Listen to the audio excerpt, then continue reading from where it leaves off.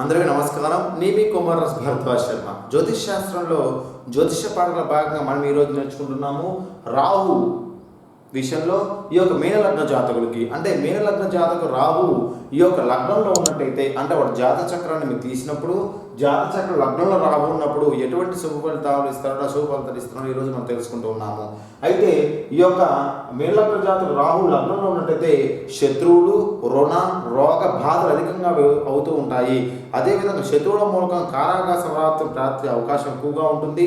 అదేవిధంగా నీటి వ్యాపారాలు ఎవరైతే చేస్తున్నారో ముఖ్యంగా చేపల వ్యాపారం చేసే వాళ్ళకి చేపలకు సంబంధించినటువంటి విషయాలు ఎక్కువగా నష్టం చేకూర్చే అవకాశం ఎక్కువగా ఉంటుంది. కాబట్టి జాగ్రత్తగా ఉండాలి. అదేవిధంగా రెండో స్థానం తీసుకుంటే ధనమయం అనేది ఎక్కువ జరుగుతూ ఉంటుంది. మూత్రపిండాల వ్యాధులు రావడానికి అవకాశం ఎక్కువగా ఉంటుంది. అయితే అదే మూత్రశాలకు సంబంధించిన విషయాల్లో రాళ్ళు రావడానికి విషయాలు ఎక్కువ జరుగుతూ ఉంటాయి. అదేవిధంగా ధనం అనేది ఎక్కువ ఖర్చు అవుతుంది. మానసిక ప్రశాంతం లేకోకుండా చేస్తూ ఉంటుంది.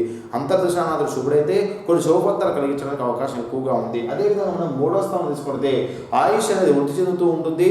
అనారోగ్యం కలిగినప్పటికీ ఆ అనారోగ్యంలో ఎటువంటి ప్రమాదాలు జరగకోకుండా దీర్ఘకాల వ్యాధులు వచ్చినా సరే ఎటువంటి ఇబ్బంది జరగకోకుండా చేస్తూ ఉంటుంది. ధనలాభం అనేది రెట్టింపు చేస్తూ ఉంటుంది. మానసికంగా ప్రశాంతత కొద్దిగా మాత్రం ఉండడానికి ఛాన్స్ ఉంది. అదేవిధంగా మనకు నాలుగో స్థానం తీసుకుంటే మాతృ సౌఖ్యాన్ని పూర్తిగా కోల్పోతారు. తల్లికి మరణం జరగడానికి కానీ తండ్రికి మరణం జరగడం కానీ ఏదైనా జరిగే అవకాశం కనిపిస్తూ ఉంది. ఏదైనా సరే అశుభమైనటువంటి విషయాలు త్వర త్వరగా వినడానికి ఎక్కువ ఆస్కారం ఉంటూ ఉంటుంది. అదేవిధంగా దృఢ సంకల్పత ముందుకు వెళ్ళినప్పటికీ కొన్ని అవంతరాలు ఎక్కువగా ఎదురవడానికి అవకాశం ఎక్కువగా ఉంటుంది. అదేవిధంగా మనము ఐదో స్థానం తీసుకుంటే మనకు స్వల్ప యోగాన్ని మాత్రం కలిగిస్తూ ఉంది.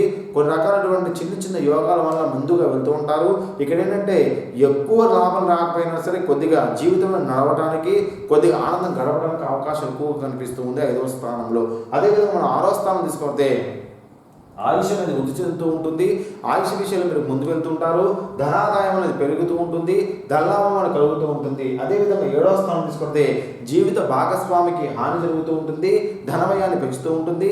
మానసిక దృఢ సంకల్పంతో ముందుకు వెళ్ళడానికి ప్రయత్నం చేసినప్పటికీ కొన్ని రకాలైనటువంటి విషయాలలో రసాయన సంబంధ విషయాలు ఎవరైతే ఉంటారో ఫెర్టిలైజర్స్, పెస్టిసైడ్స్ ఎవరైతే ఉంటారో వాళ్ళకి ఎక్కువ నష్టాన్ని ధనాదాయాన్ని తగ్గించడానికి లేదా ఆ మందు అనేది నకిలీగా మారి మీ మీద కేసు పెట్టడానికి ఎక్కువ అవకాశం చూపిస్తూ ఉంటాయి. జాగ్రత్తగా ఉండాలి.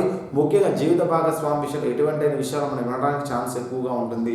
అదేవిధంగా ఎన్నో స్థానం తీసుకుంటే అదృష్టాన్ని పూర్తిగా దురదృష్టంగా మారుస్తూ ఉంటుంది. మానసిక ప్రశాంతం లేకపోకుండా అనారోగ్యాల కారకులుగా మారుతూ ఉంటుంది. మీకు సంబంధం లేకపోయినా మిమ్మల్ని ఇన్వాల్వ్మెంట్ చేసి కొన్ని రకాలైనటువంటి విషయాలు మిమ్మల్ని లాగటం వల్ల మీ పరువు మొత్తం కూడా పరువు నష్టం జరుగుతూ ఉంటుంది.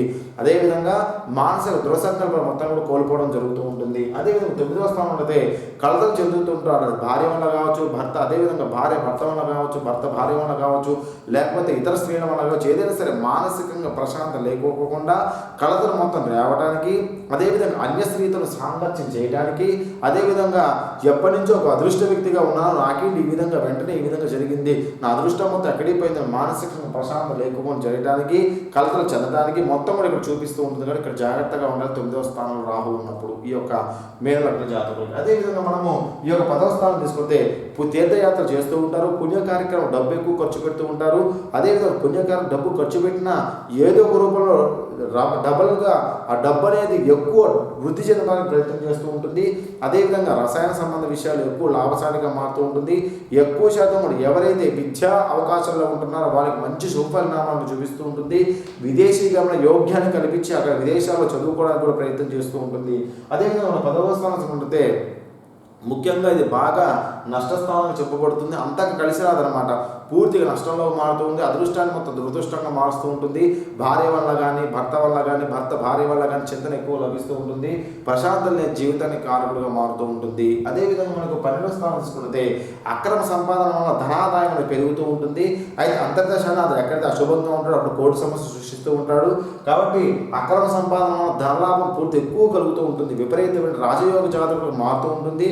ఎక్కడ అంతర్దశానాథుడు అశుభుడుగా ఉంటాడో వెంటనే డెడ్ చేయడం జరుగుతుంది. అంతర్దశానాన్ని క్యాలిక్యులేట్ చేసి దాన్ని బట్టి మనం ఫలితాన్ని నిర్ణయించాలి. ఇది మనకు మీనలగ్న జాతకుల విషయానికి వచ్చింది. అంటే మీనలగ్న జాతకులు మనకు 1లో ఉన్నా, 2లో ఉన్నా, 4లో ఉన్నా, 7లో ఉన్నా, 8లో ఉన్నా, 9లో ఉన్నా, 11లో ఉన్నా, అంటే 1, 2, 4, 7, 8, 9, 11 స్థానాలు ఎక్కడైతే ఈ యొక్క మీనలగ్న జాతకుడు రాహు ఉంటున్నాడో వాళ్ళకు అశుభ ఫలితాలు ఇవ్వడానికి ప్రయత్నం చేస్తూ ఉంటాడు. కాబట్టి వాడికి సంబంధించిన జప హోమ తర్ప దానాలు చేసుకోవడము, రాహు సంబంధించిన కందులు దానం చేయడం వలన మంచి సుఫలితాలు కలిగే అవకాశం కనిపిస్తూ ఉంటుంది. అదేవిధంగా ఇంకెక్కువ నష్టాలు కలిగించినట్లయితే రాహు సంబంధించిన గోమేధికం రాయి మధ్యవేదిక వాడటం వలన మంచి సుఫలితాలు కలిగే అవకాశం కనిపిస్తూ ఉంటుంది. కాబట్టి జాతకాన్ని పరిశీలన చేయాలి. అదేవిధంగా ఈ యొక్క గురుడు ఒకవేళ స్వక్షేత్రంలో కానీ కేంద్ర కోణంలో కానీ అదేవిధంగా ఈ యొక్క ఉచ్చక్షేత్రంలో కానీ ఉన్నట్టయితే కొన్ని రకాల శుభఫలితాలు కలిగే అవకాశాలు ఎక్కువ కనిపిస్తాయి. కాబట్టి జాతక పరిశీలన చేసుకోవాలి. ఇది మనకు రాహు మహాదశ విషయంలో మీనలగ్న జాతకులకు కలిగేటువంటి విషయాలు. ఇది మనము మీనలగ్న రాహు మహాదశ చెప్పుకున్నాము. అయితే రాహు మహాదశ అంతర్దశానాథులు ఏ విధంగా ప్రభావం చూపిస్తున్నారు ఈ యొక్క విషయాన్ని మరో క్లాస్లో మీకు వివరంగా తెలియజేస్తాను.